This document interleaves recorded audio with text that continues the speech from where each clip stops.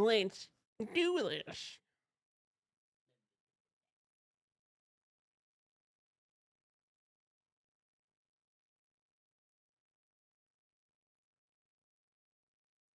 The Gospel according to Matthew. It's one of the earliest official accounts about Jesus of Nazareth, his life, his death, and his resurrection. The book itself is anonymous, but the earliest reliable tradition links it to Matthew the tax collector, who was one of the 12 apostles that Jesus appointed, and he actually appears within the book itself.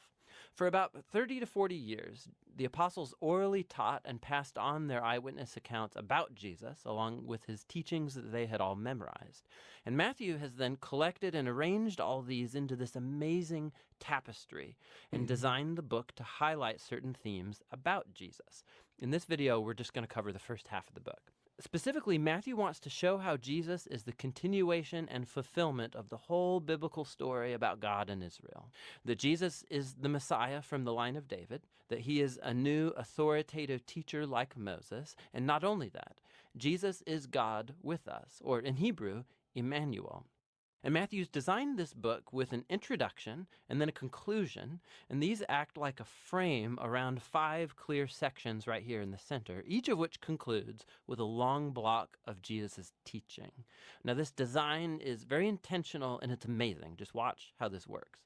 Chapters 1 through 3, they set the stage by attaching Jesus' story right onto the storyline of the Old Testament scriptures. So Matthew opens with a genealogy about Jesus that highlights how he is from the messianic line of the son of David, and he's a son of Abraham. That means he's going to bring God's blessing to all of the nations. After that, we get the famous story about Jesus' birth and how all of the events fulfilled the Old Testament prophetic promises, that the nations would come and honor the Messiah, that the Messiah would be born in Bethlehem, but even more than that, Jesus' conception by the Holy Spirit, his name Emmanuel, all these work together to show that Jesus is no mere human. He is God with us, God become human.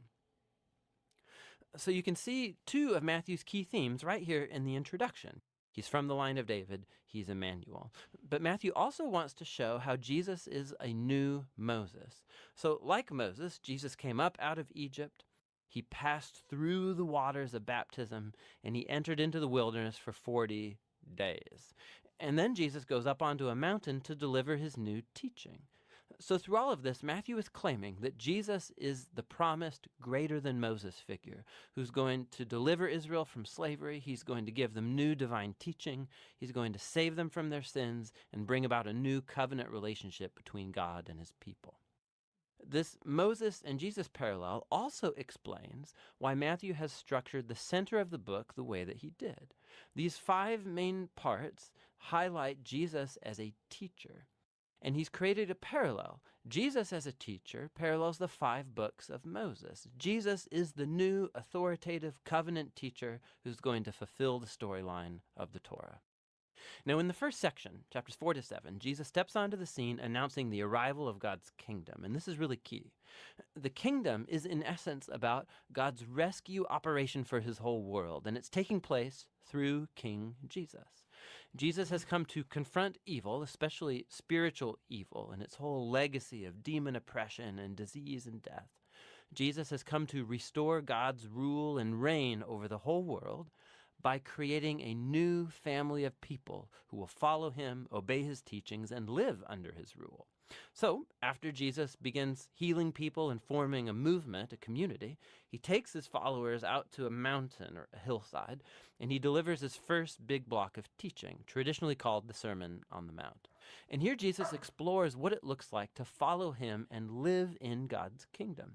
And it's an upside-down kingdom where there are no privileged members. So the poor, the nobodies, the wealthy, the religious, everybody is invited and is called to turn, to repent, and to follow Jesus and join his family.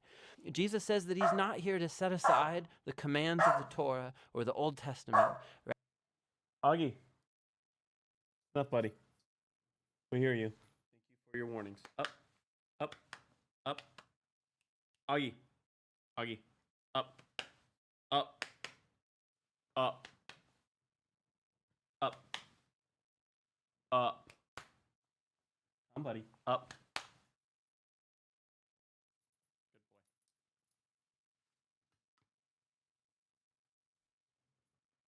Rather, he's here to fulfill all of that through his life, through his teachings. He's here to transform the hearts of his people so that they can truly love God and love their neighbor, including their enemy. After concluding his great teaching on the kingdom, the next section shows Jesus bringing the kingdom into reality in the day-to-day lives of people. So Matthew's arranged here 9 stories about Jesus bringing the power of God's kingdom into the lives of hurting, broken people.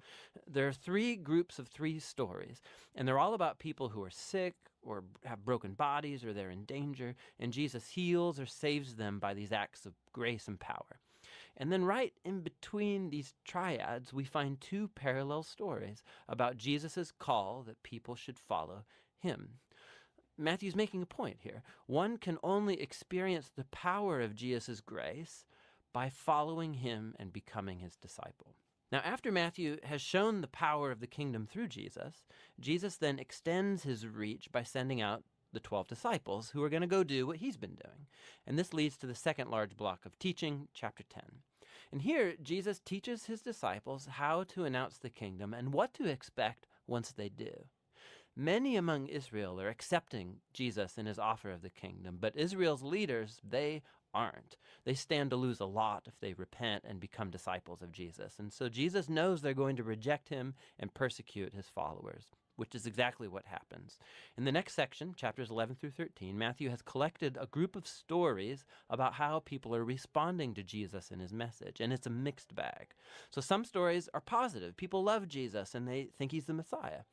Others are more neutral, like John the Baptist, or even the members of Jesus' own family. And they make it clear that Jesus is not what they expected. And then you have Israel's leaders. They're entirely negative. You have the Pharisees and the Bible scholars. They all reject Jesus together. They think he's a false teacher.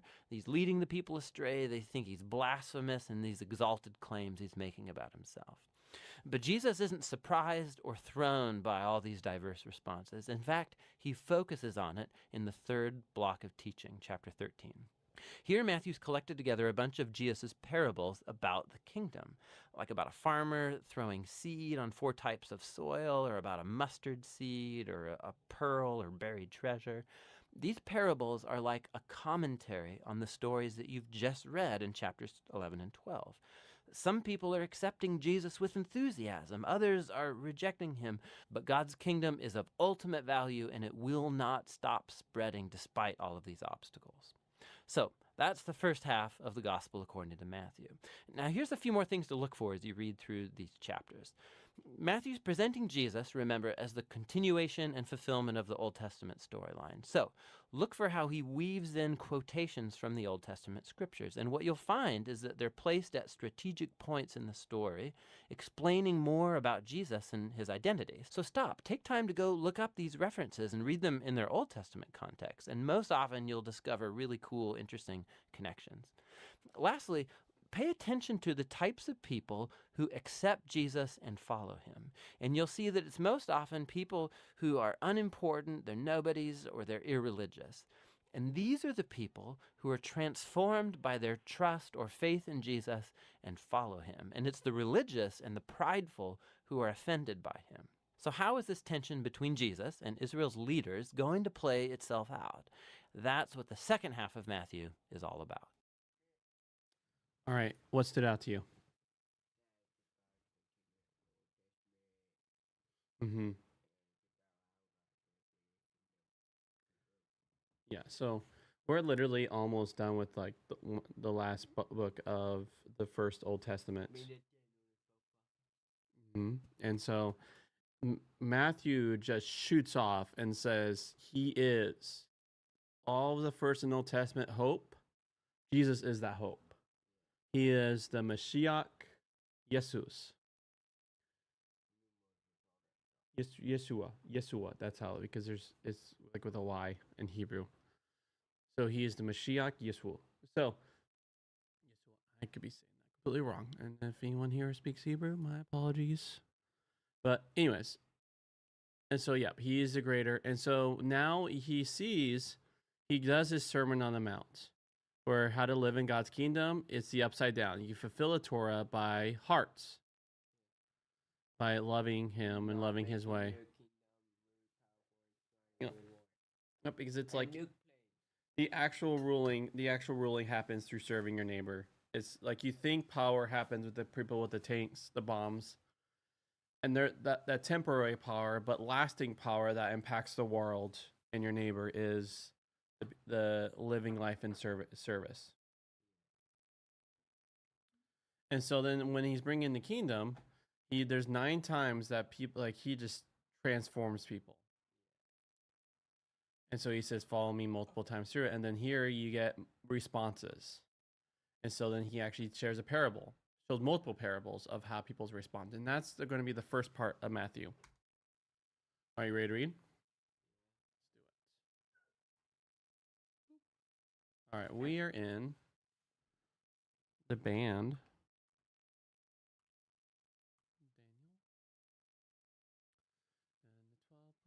Daniel and the 12 prophets. So actually, we have a good Malachi is the last one. Calm yourself, my friend. Okay, so we're about halfway through Daniel and the 12 prophets by looks of it.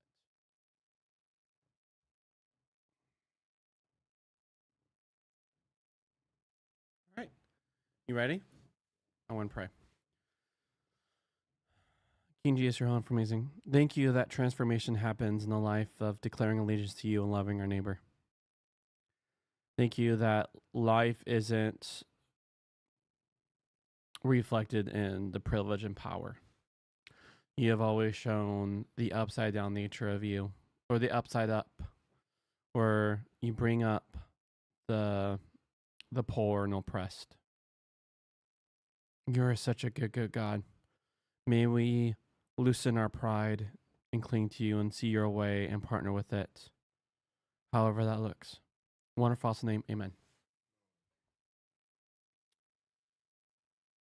Lament, prayer, expectation, and worship for the city. Malachi chapter 7, verses 1 through 20. Oh, for me, because I've become like the gathering of summer fruit, like the gleanings of the vintage. I need to bring that my chair up a little bit, so I brought it down so he can jump up. And now it feels off because, well, it's like I want to be just a little up because I don't. This is like how you can give yourself carpal tunnel. Carpal tunnel is like strain on your tendons, and so like that's why there's pads and stuff like that. It's to prevent carpal tunnel. Actually, that's a good Google. Let's Google. What is carpal tunnel? Carpal tunnel is a condition where the median nerve is compressed to travel to the wrist. This can cause numbing, tingling pain in the hands and finger. Factors that may contribute to the development of carpal tunnel is repetitive hand movements, wrist injuries, health conditions, and such type. And so that's why it's like there's like really like there's a huge focus on proper position when you're at your computer, so that you don't get carpal tunnel later in life. That's why it's like it's better to actually be like a little bit above and have like just be a little bit above your devices, because like if you do a lot of strain, like leaving it here and a lot of strain while gaming can actually lead to carpal tunnel. Hence why you see a bunch of pads. And that's why so I definitely recommend when you're gaming, maybe just being a little above your devices, because it's like it's better to like be a little bit above, so that because you want a least amount of strain on your wrist. All right. After that squirrel moment. Well, for me, because I become like the gatherings of summer fruit, like the gleanings of the vintage. There's no cluster to eat, or early fig that may appetite could fancy. The committed person has perished from the country. There's no one upright among the people. All of them lie in wait for blood. One person hunts his brother with a net. Both hands are on evil to do it well. The official asking and the leader with reward. The important man speaks his appetite's desire, and they weave it together. The best of them is like a briar. So you know what a briar is, right? You know, like those things that get stuck on your socks that are very pokey? So he's saying the best of them. So these leaders are are you are using their power and privilege to hurt the community, and so they're like briars. So oh yeah. So the best of them. Ow! See what I don't know what a briar. I wonder if briars are different in their area. Briar.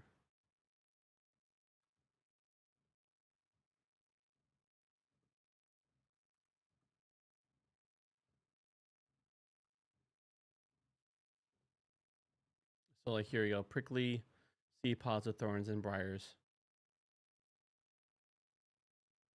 So those things, yeah. Briar. Let's look up Middle East. See if they're different at all in the Middle East. Is obviously speaking to a people. Get some interesting images. All right. I guess it's literally a League of Legend. That must be a new champions. I didn't even know there was a League of Legend champion named Briar until now. Um,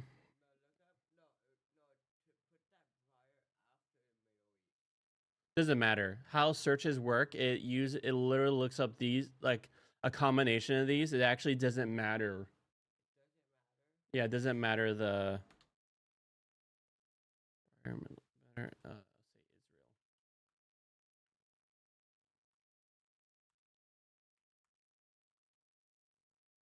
Oh, Thorns and Briar in Israel. Those won't be fun. All right, so now we looked at. Yeah.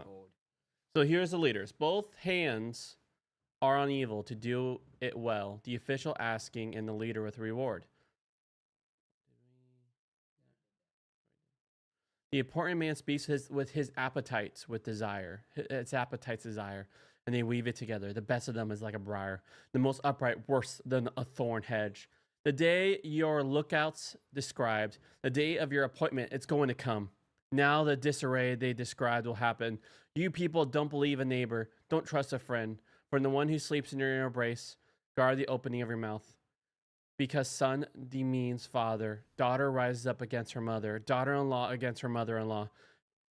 A person's enemies are the people in his household. But I shall look to Yahweh. I shall wait for my God who saves me. My God will listen to me. Don't celebrate over me, my enemy. If I have fallen, I'm getting up. If I sit in darkness, Yahweh will be my light. Okay, so the community, they're absolutely eating, like destroying each other. Like, it's like that logo of like a serpent eating its tail, you know? So now he's saying him as a prophet speaking against them, they're all celebrating when he is brought low. So don't celebrate over me, my enemy.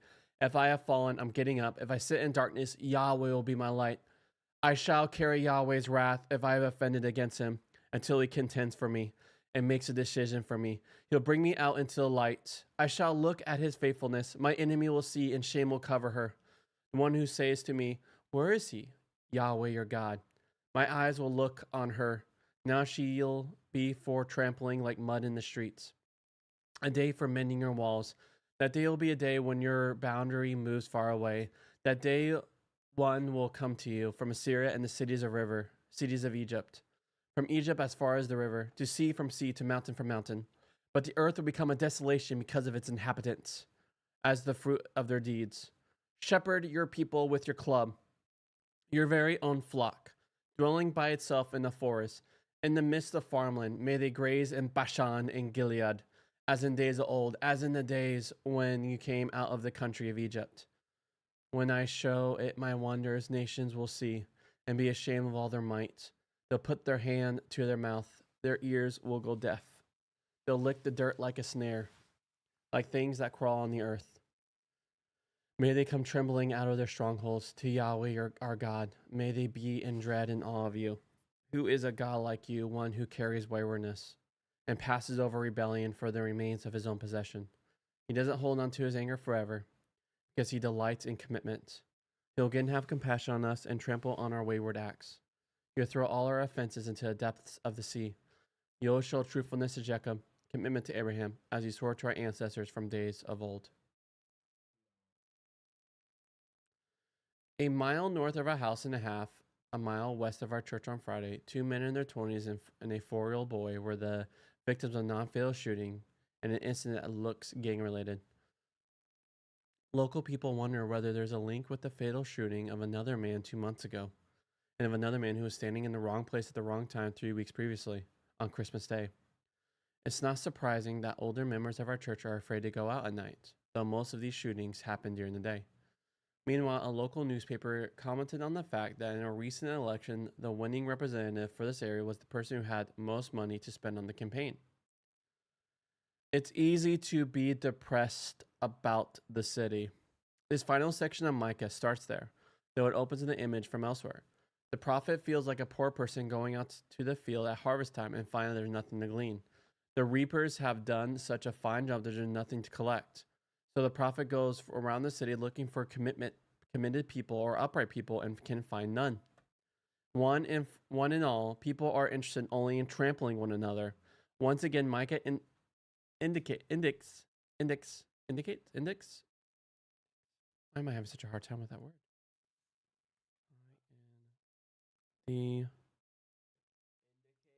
No, it's not. Indict?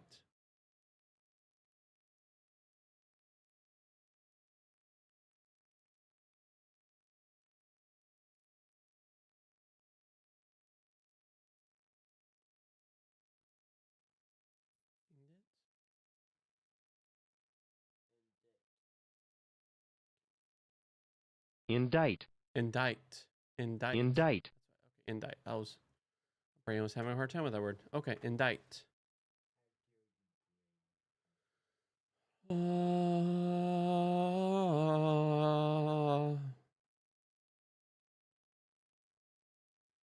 the prophet goes around the city looking for committed people or upright people and can find none. One and for all, people are interested only in trampling one another. Once again, Micah indicts the people with responsibility in the city, who can use their position in order to do well for themselves. But he also notes that whether he looks at community, relations, or the family, things look equally depressing and discouraging. Yet in the midst of this first paragraph, it becomes clear that he isn't merely bemoaning the situation to no one in particular, but lamenting it to God as the one who has warned the city through his lookouts and the prophets, who's going to bring about the day he's appointed for it. His bringing God into the picture continues as he speaks of looking to God for protection. He needs to be able to do so because of his personal danger. One who speaks the truth as he does can expect the people who are the objects of his critique to make him another of their victims. In the second paragraph, the prophet puts words in the city's own mouth. It will in due course be destroyed in fulfillment of those warnings that it has ignored. But it can pray that its fall won't be the end of its story, and that the people who are the means of God's acting against it, who so act for their own sake, not because they see themselves as God's executors, will get their comeuppance. The words the prophecy puts on the city's lips include a recognition of his wrongdoing. In effect, they acknowledge that Micah was right. They're not merely a self-willed determination to survive the calamity. There is a statement of expectancy in God. Thus, they meet with a response from God that affirms their expectation. There will be a day for destruction, but there will be a day for rebuilding, and a day when the people scattered from the city all over the known world will be free to return when the nations themselves receive their own reward. The city again speaks, urging Yahweh to do more. In Micah's day, and even more in later times, Judah was a sad little enclave around Jerusalem. On its behalf, the prophecy asked God to restore its wider pasturage, using his shepherd's club to protect his people from those who oppose such a restoration, acting the way he did when he came out of Egypt, bringing them with him. Once more, God responds, promise show such wonders again and confound the nations again. The city has a last word. Maybe it envisions the nations coming trembling out of their stronghold in a negative fear of God, or maybe in a positive submission to God.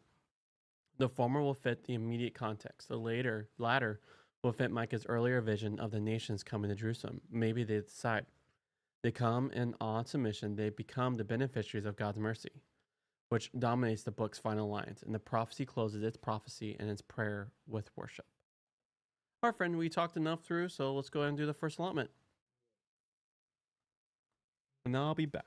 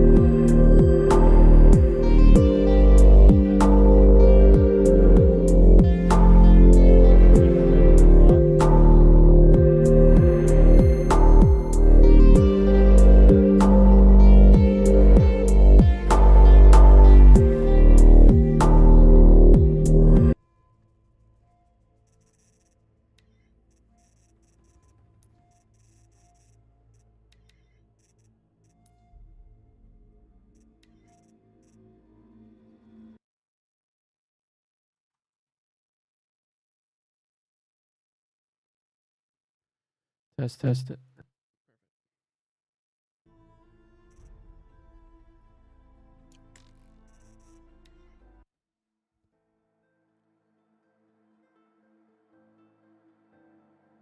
Huh?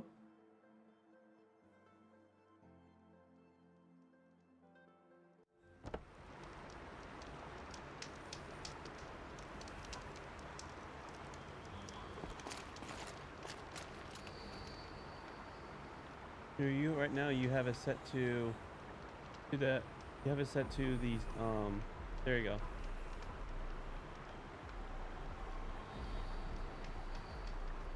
You also had it going to the monitor, by the way. The E3 is the monitor.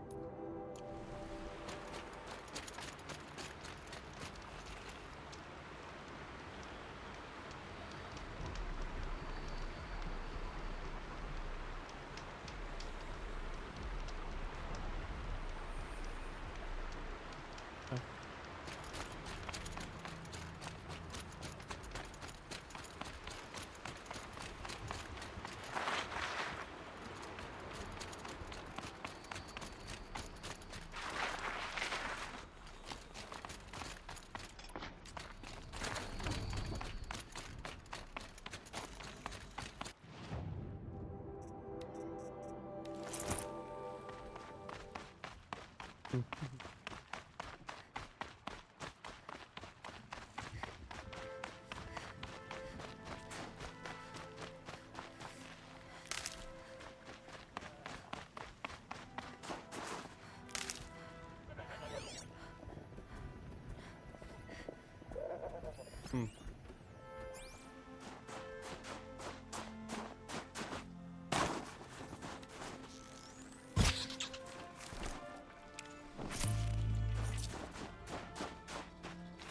Hmm.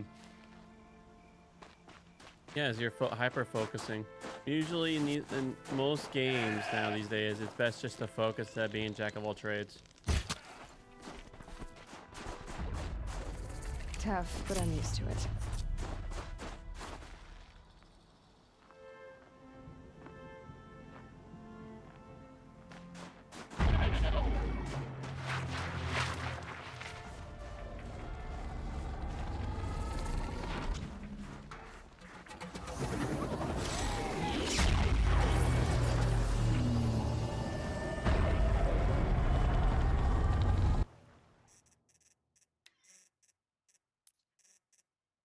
If you let me put headphones on, let me know.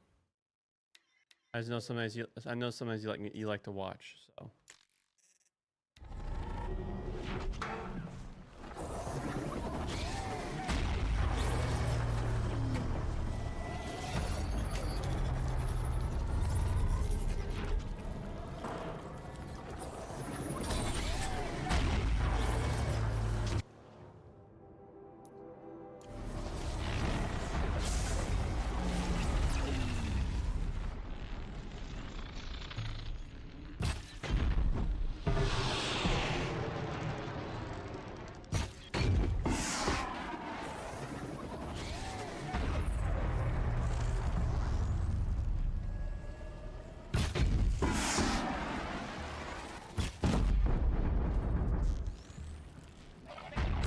Red light.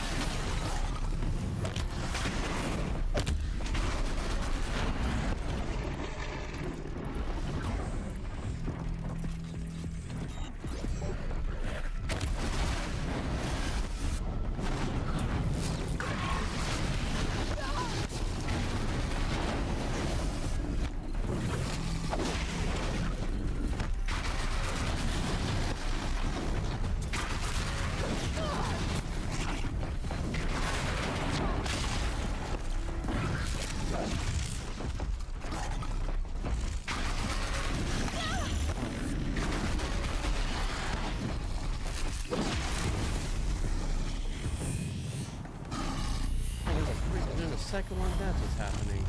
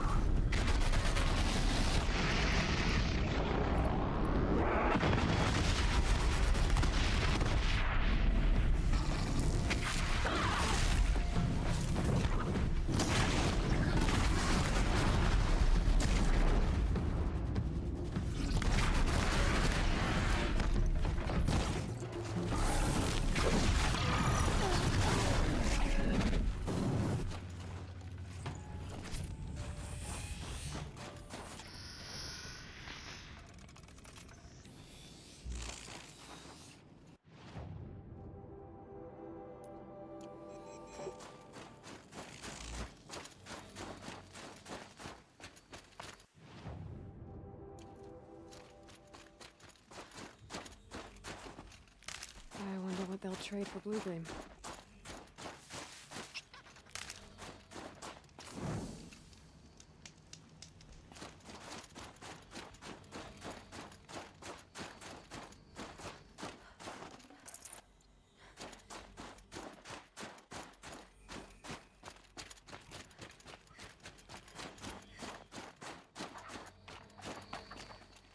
Figurine.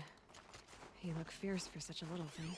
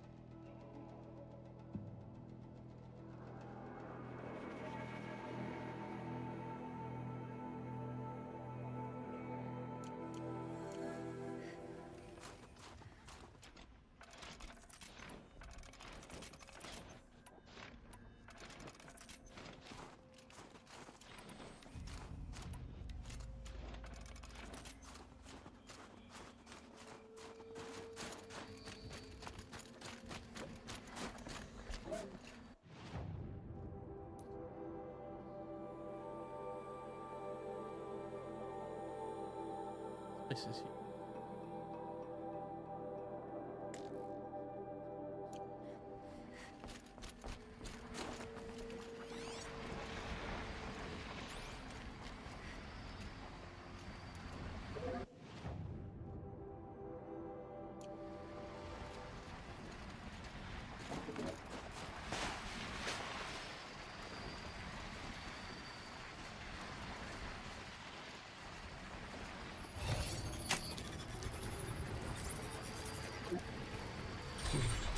They know where I am.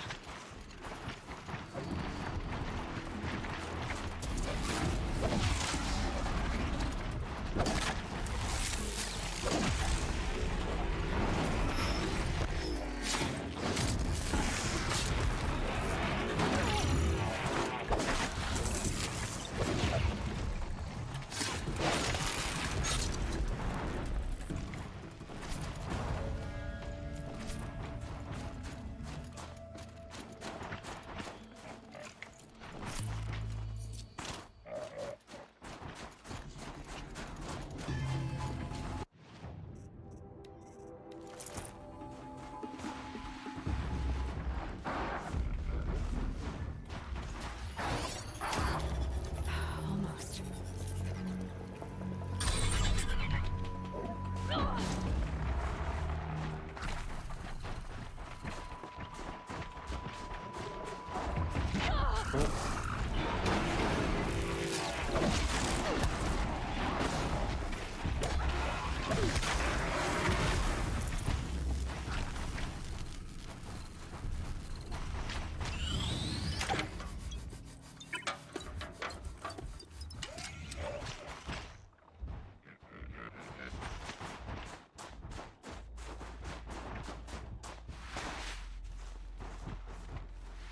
The scrapes.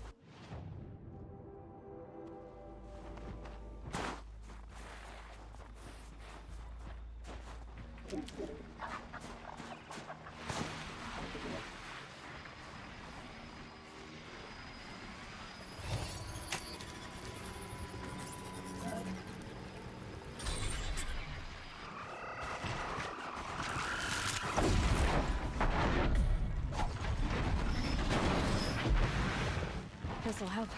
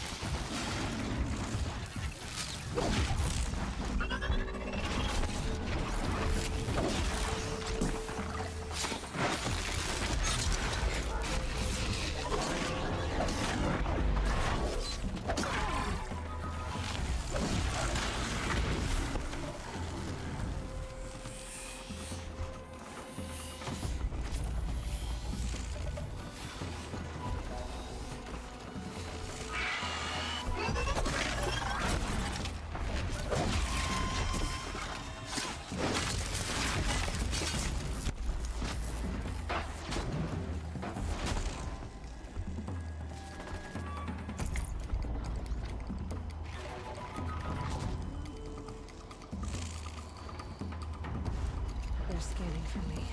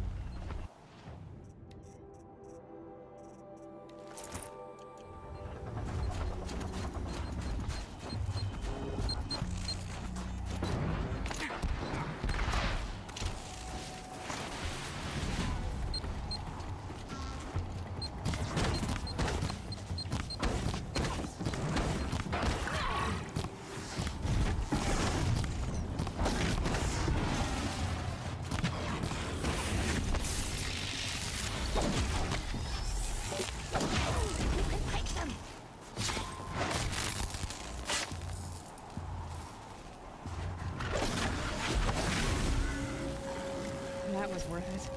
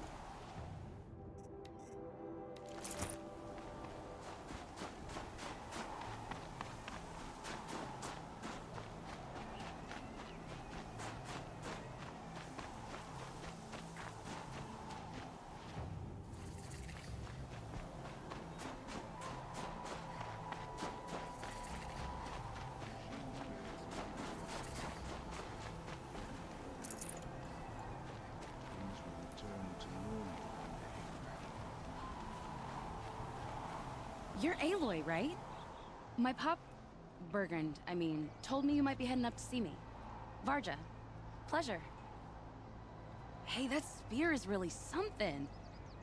You've customized her, haven't you? I've made a change or two. You've got an eye for weapons. I wish these Banuk agreed with you. I can't seem to sell scrap to a Glentalk around here. Everyone wants boring old bows and spears. I like the more unusual stuff. And the Banuk can get unusual. Like that spear Aratak hauls around? An ice rail. Ooh, or that weapon of Araya's?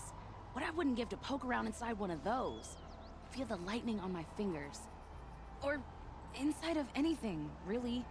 Last commission I had was a month ago. A weapon that spat fire. That didn't go well. So, let's say someone you know happened to have a weapon like Araya's. You don't. See for yourself. Of course. Look at the... So the coils generate the spark, but the power source isn't even bolted in. I won't lie. She's beautiful. But there's beautiful and then there's beautiful. What we need is a Stormbird Talon. Lightning flows over them like water off a goose. And I know where one is. Hunt it with me, I'll turn that weapon into your new best friend. And second best.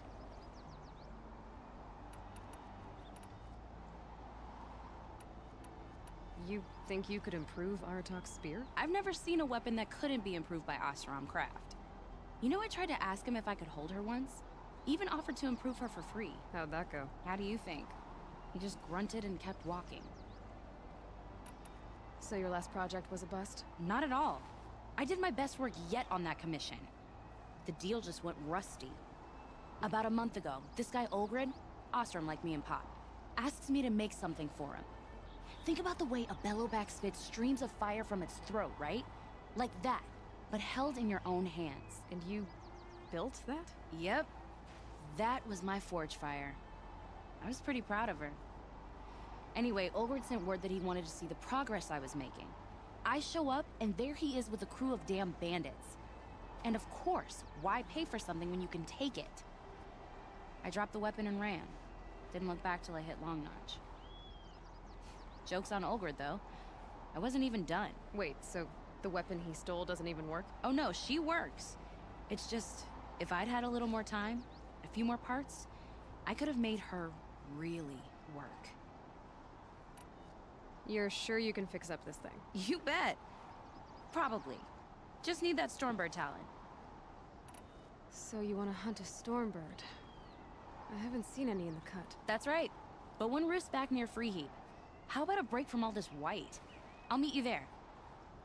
What? People expect you to hike for miles, hunt huge machines alone, and just bring stuff back? Mostly. Not me. I'm fierce. Tones of deep dig.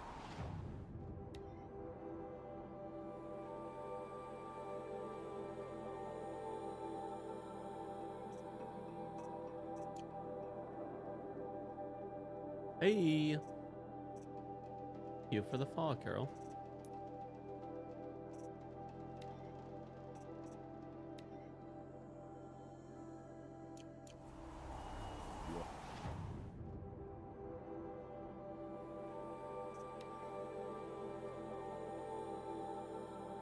Thanks for the phone, Carol.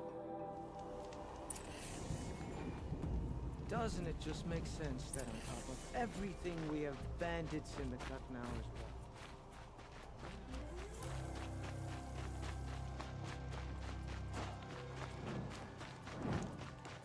Hey, Lord. Some songs are ritual. Proposition.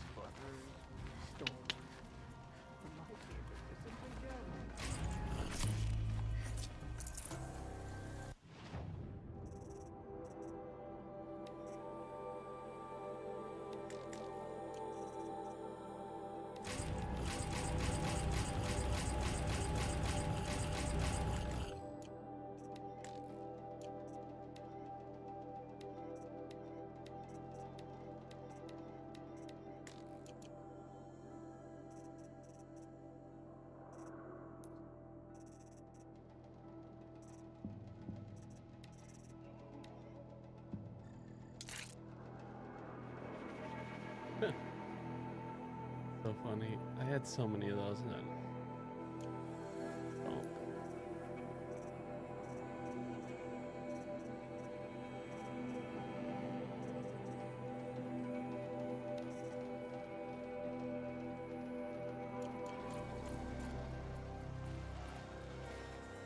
What can I do for you, Bergrand? Mourn my poor departed luck. I finally met some Banuk, keen to trade with Outlanders. Then, they up and vanished. 3 Banuk hunters rolled in a few days ago. No provisions, junk equipment, no idea how to strip a machine for parts. Asked me to outfit them for a long trip. And you know me, Aloy. I'm sentimental. So, I did it on credit. And they haven't paid. Well, they tried. Just look what they did to this Thunderjaw heart. But that was ages ago. And I'm starting to worry about them. I'm not a debt collector, Bergrand. If I look for them, it'll be to make sure they're all right. Of course, of course. Fires of the Forge, forgive me. I actually like these idiots. The molten steel of youth and all that. But if you do manage to find them, you could remind them of the deal we made. A Scorcher Claw, a loop of sinew from a stalker, and a snap morphine. If they bring me those parts, their debt's paid. And then some. Just make sure they don't bust them up too badly. I'll consider it. Last I saw them, they were heading northeast. Good machine hunting up that way. If you decide they're worth the trouble, you might look for them there. Perhaps one day I'll join you.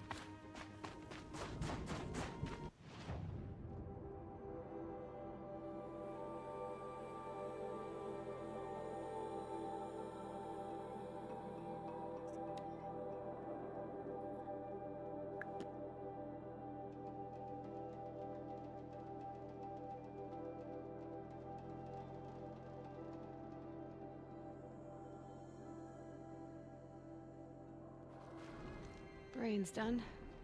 Animals will pick up the noise.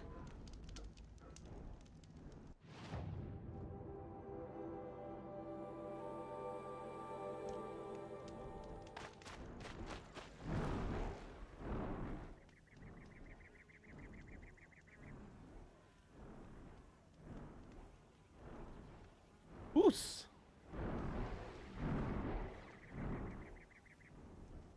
You're doing it completely wrong. You missed it. Aloy.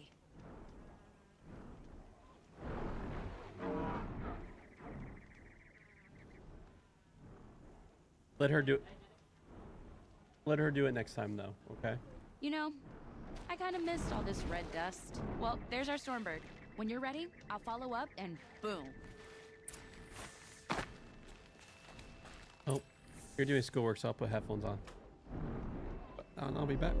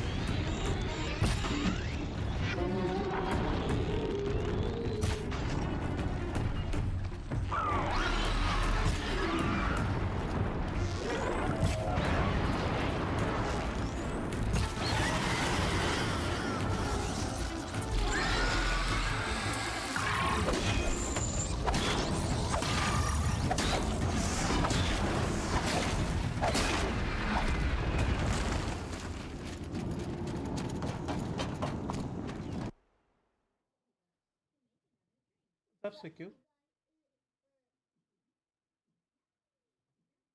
Are you showing you drinking the drink? Yummy, yummy. Hmm?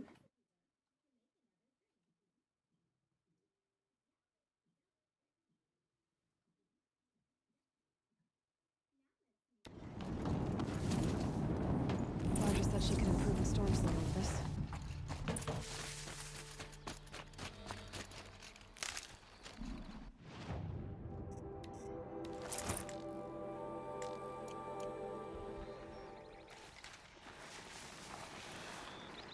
Billy, you need to be working. Listen to mommy.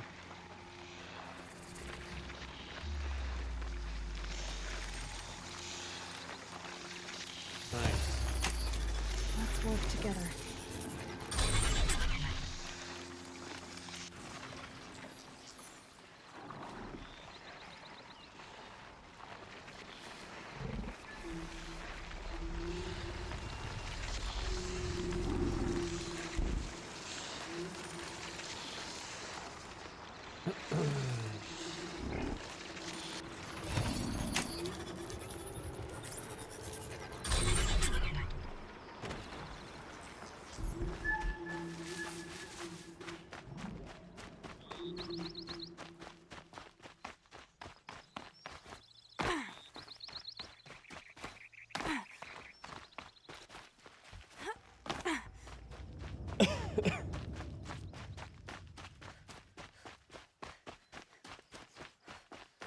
Got that part you need?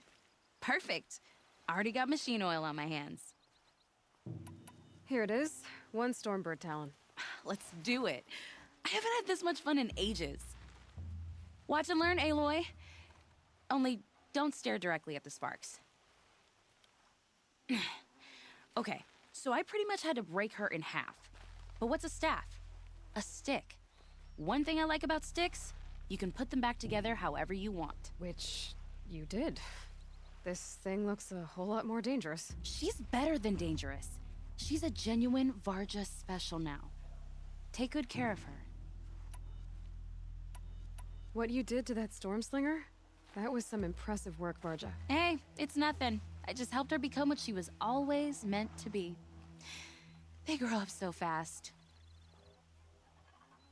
If I find anything I think you'd like, I'll be back around. You better.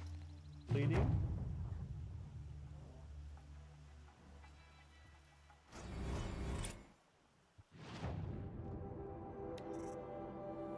Oh. I just made it even stronger. Yeah. So the rifle.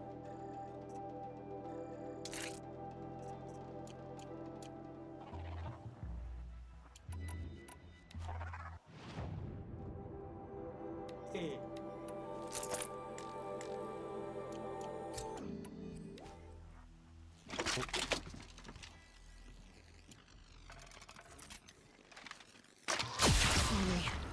Here we go. Alright, let's try it out.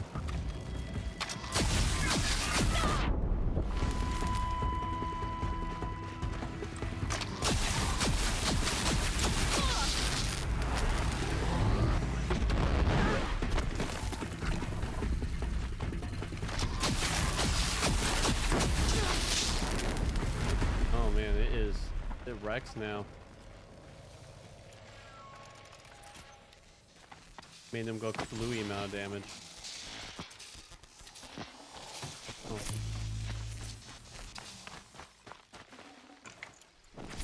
Well, it takes a lot of materials to use, so I only want to use that on special circumstances. Probably things are just weak to lightning.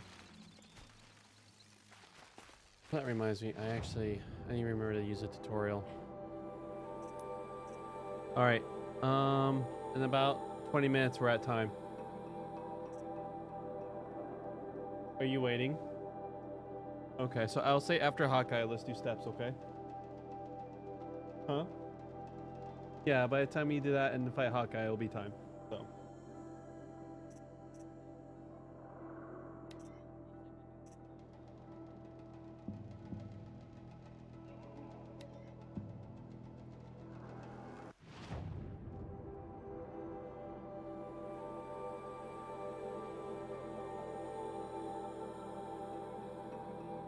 Oh, nice.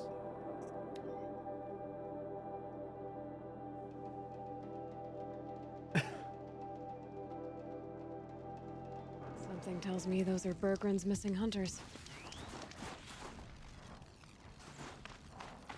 I don't suppose you three know an Osram and Song's edge called Bergren, do you? Boys, that con artist sent an errand girl to collect what's owed to him. I'm nobody's errand girl. Bergren asked me to help harvest parts. Or would you rather keep trying to sell him broken junk? Broken junk? This pack will be on the move soon. No time to argue. If she's offering to help, we should accept it. Fine. We're about to take down these machines. If you're so eager to help, then lead the way.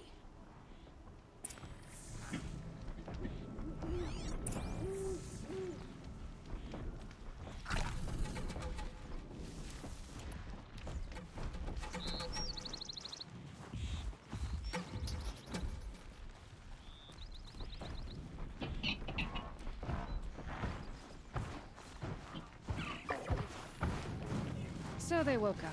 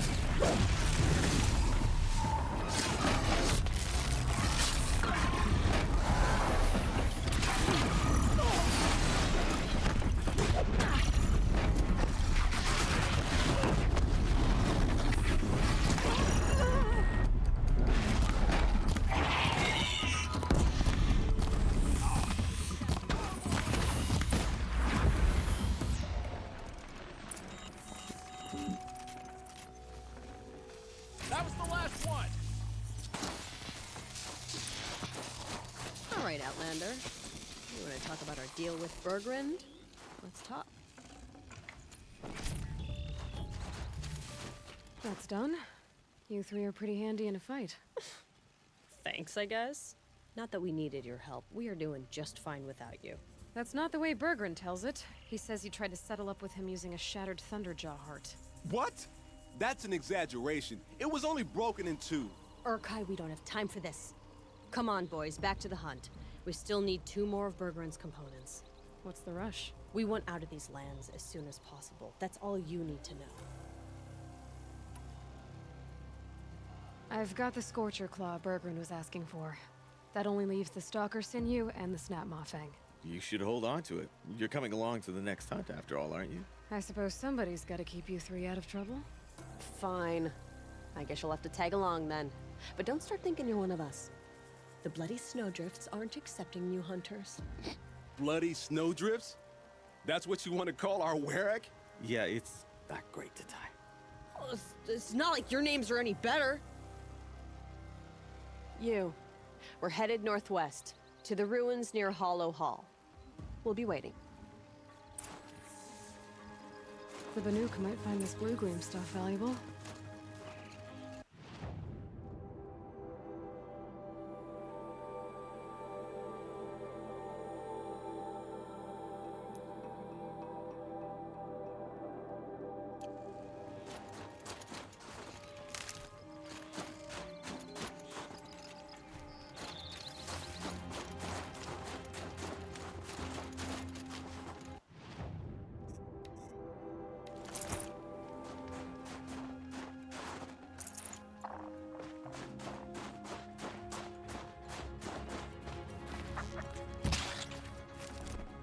This'll last.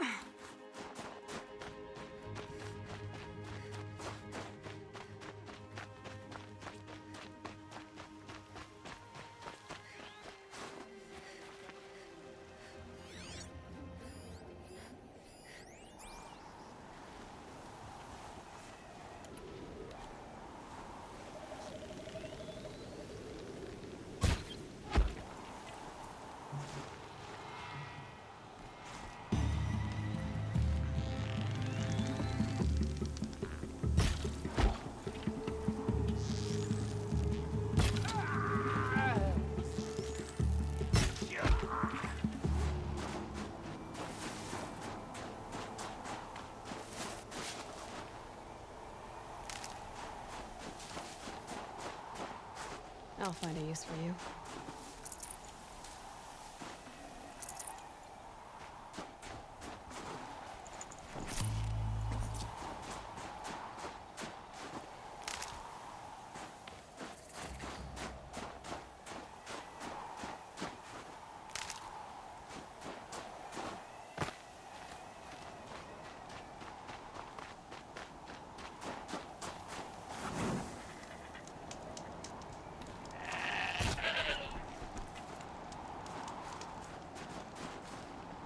Save this for later.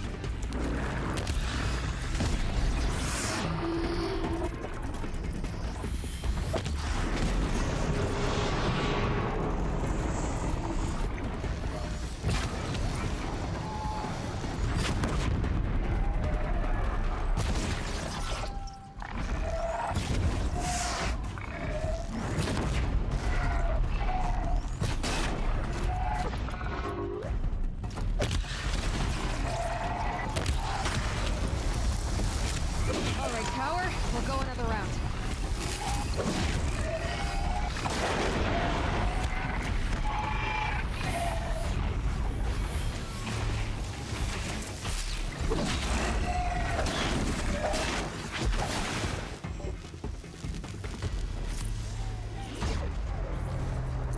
If I can get to the tower, I can override it.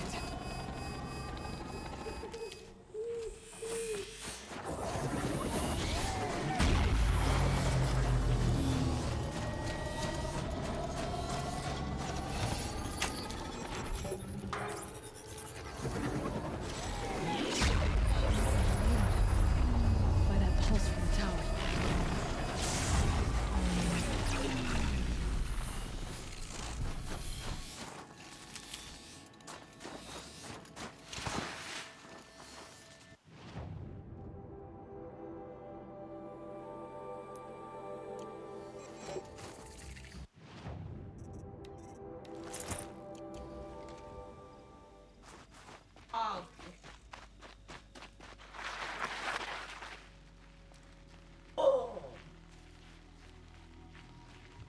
Never know when I might need these.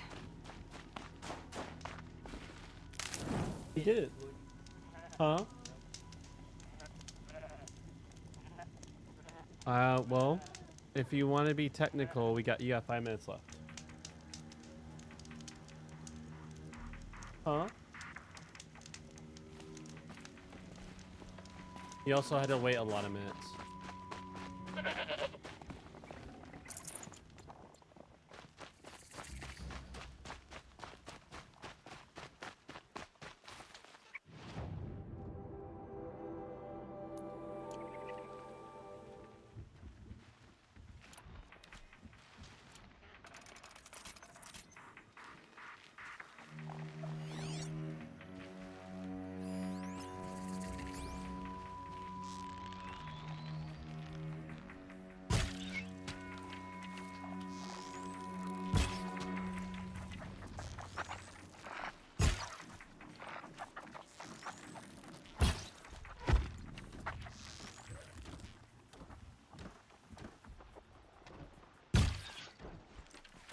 They're still looking.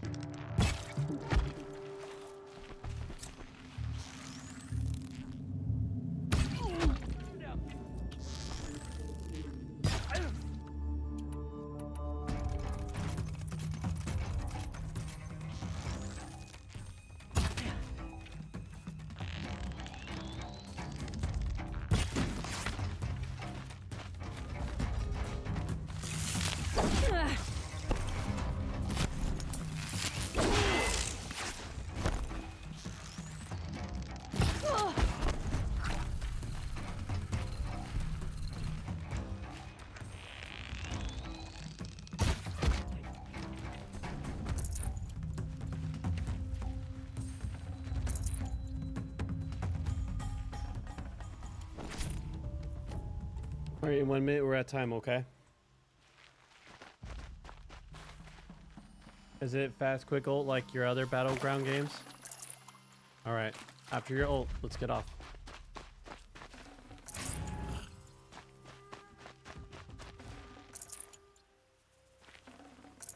No space.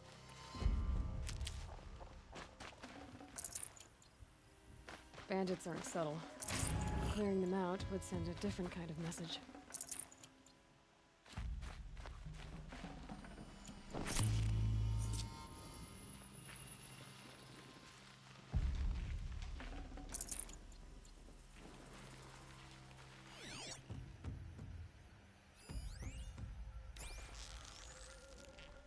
Okay, alarm's down.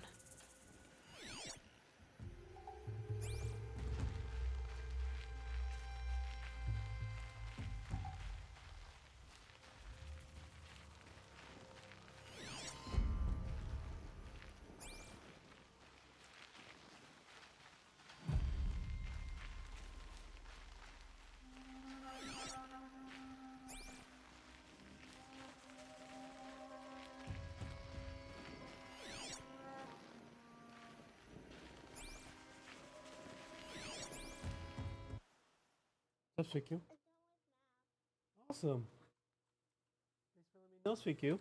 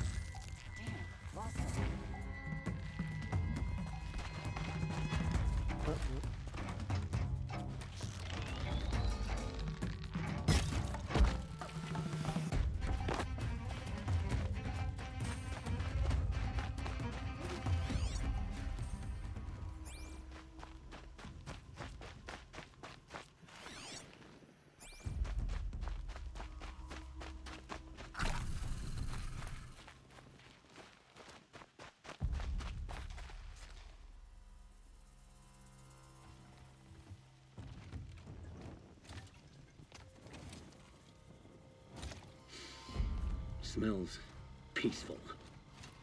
I hate peace. A lot of people die peacefully. Not me. I got a feeling. Search the camp. Could any of you find a charcoal pile in a flat field? I don't think so.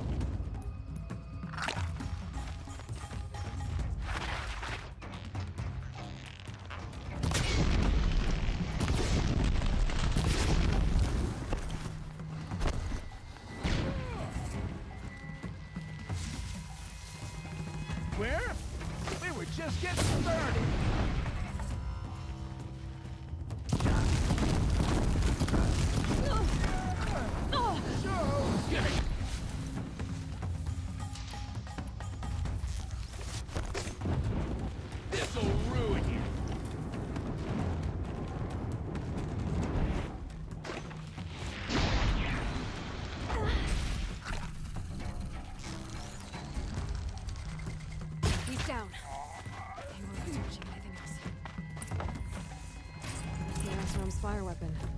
Could come in handy.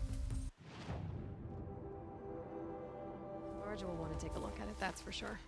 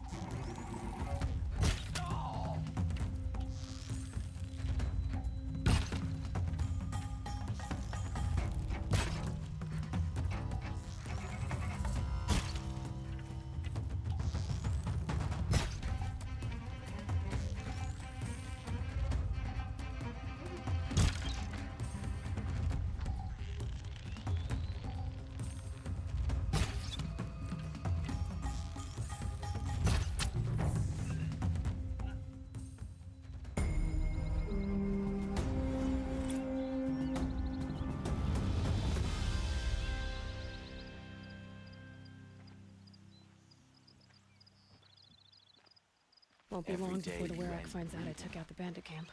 But they must have heard of me by now. Nothing to stop me from calling Aratak out. I'm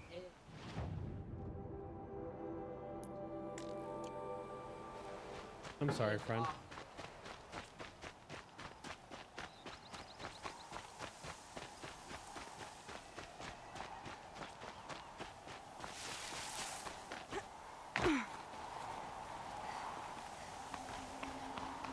Breath is ice. Before I even breathe.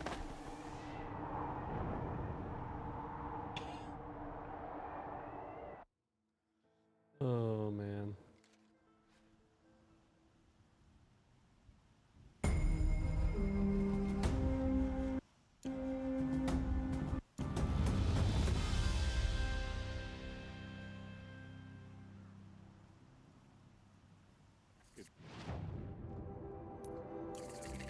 Ambition to one day.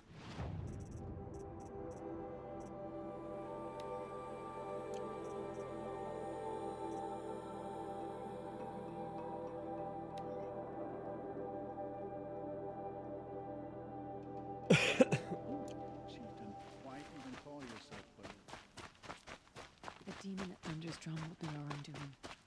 Why don't we stop? All right, we're at time, my friend.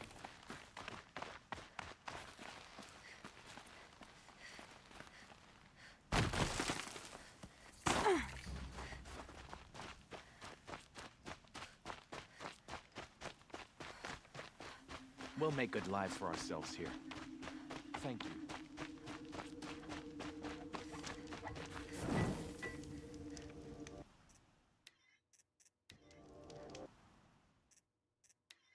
Who the nanny? Who the nanny? All right, guys, we gotta go through a couple things.